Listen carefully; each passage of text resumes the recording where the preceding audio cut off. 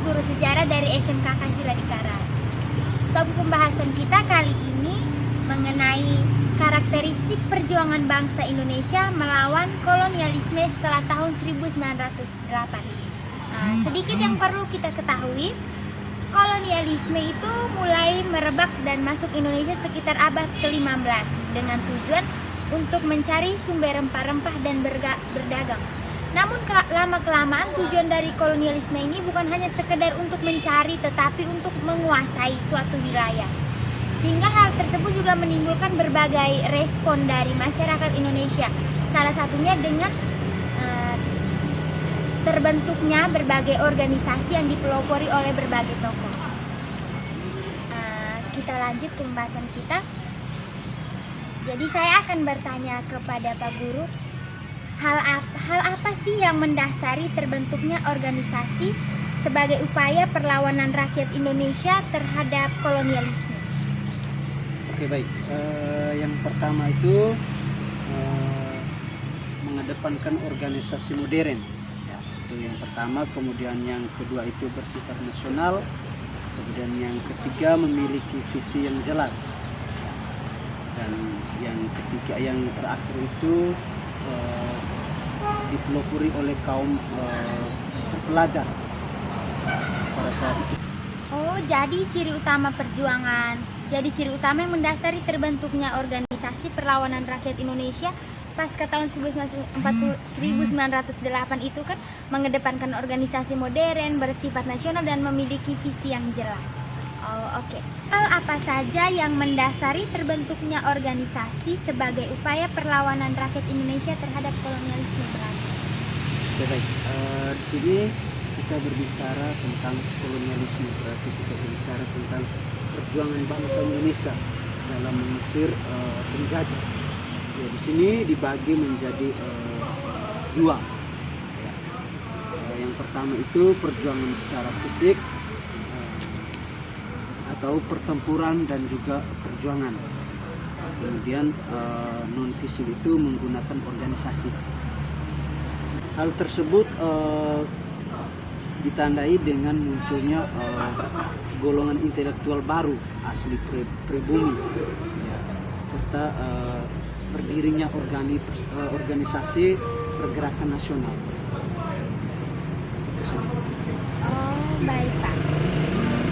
Selain dari itu, organisasi apa saja sih yang aktif melakukan perlawanan terhadap kolonialisme Belanda? Oke, organisasi yang pertama itu yang satu yaitu organisasi Budi Utomo. Budi Utomo itu organisasi pertama. Kemudian muncul lagi organisasi pergerakan nasional seperti Serikat Islam, kemudian Indische Partit, Perhimpunan Indonesia, dan juga Indische Sosial Demokrasi atau ISDV. Dan yang terakhir itu PNI atau Partai Nasional Indonesia. Jadi lumayan banyak juga ya organisasi-organisasi pada waktu itu yang menunjukkan bahwa bangsa Indonesia benar-benar punya rasa perjuangan yang tinggi. Baik, kita lanjut Pak. Apakah dalam pembentukan organisasi tersebut diperlukan persetujuan dari pihak Belanda? Mengapa? Seperti pembentukan organisasi Budi Utomo itu, apakah mereka punya hak khusus ataukah dalam membentuk organisasi itu mereka perlu persetujuan dari Belanda? Alasannya tuh mengapa? Kalau menurut saya itu tidak. Nah, karena kita lihat dari tujuan Budi Utomo. Ya. Tujuan Budi Utomo itu menjamin kehidupan bangsa yang terhormat. Ya. Jadi di sini berawal dari tujuan Budi Utomo itu yang hanya mengumpulkan dana pelajar. Ya. Sampai akhirnya tujuan organisasi Budi Utomo meluas menjadi memperbaiki keadaan sosial di Jawa dan Madura. Itu saja. Oh, jadi pembentukan organisasi waktu perjuangan bangsa Indonesia melawan kolonialisme Belanda itu tidak memerlukan persetujuan dari Belanda, karena memang tujuan dari organisasi itu sendiri kan tidak merugikan Belanda. Jadi Belanda setuju saja dengan pembentukan organisasi. Oke, baik. Jadi kita lanjut. Siapakah yang menjadi pelopor sendiri siapakah yang menjadi pelopor pendiri organisasi tersebut dan apa alasan mereka membentuk organisasi?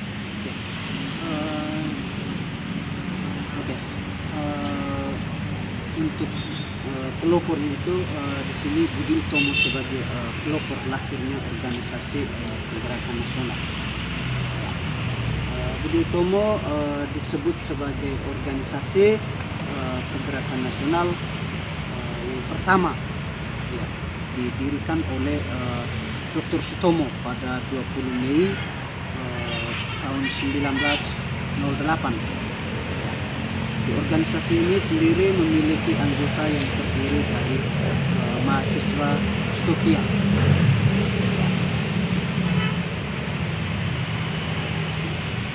Jadi Bapak Dr. Sutomo ini punya rasa perjuangan yang tinggi sehingga mampu mempelopori pergerakan-pergerakan nasional. Oke, jadi terlepas dari organisasi Budi Utomo, organisasi apa saja sih yang bertahan hingga proklamasi kemerdekaan Indonesia? Yang pertama itu Trikoro Dharma. Trikoro Dharma itu cikal bakal dari Java. Kemudian yang kedua ada Jong Sumatra Union Bond. Itu organisasi kepemudaan persatuan pemuda-pemuda pelajar Sumatera atau Jong Sumatra Bond. Dan yang ketiga itu Jong Ambon. Itu berdiri pada tahun 1918. Oke, baik. Jadi sekian pembahasan kita mengenai karakteristik perjuangan bangsa Indonesia melawan kolonialisme setelah tahun 1908. Dari pembahasan ini kita dapat mengambil kesimpulan bahwa perjuangan setelah tahun 1908 itu yang lebih mendominasi adalah dari kaum pelajar. Dan metode perjuangan yang digunakan itu non-fisik, seperti pembentukan organisasi-organisasi. Terima kasih Pak Guru atas waktu dan kesediaannya untuk menjadi narasumber kami. Semoga video kami ini bermanfaat untuk teman-teman semua, dan kami juga mengharapkan kritik dan saran yang bersifat membangun. Sekian dari kami, salam Syuradikara.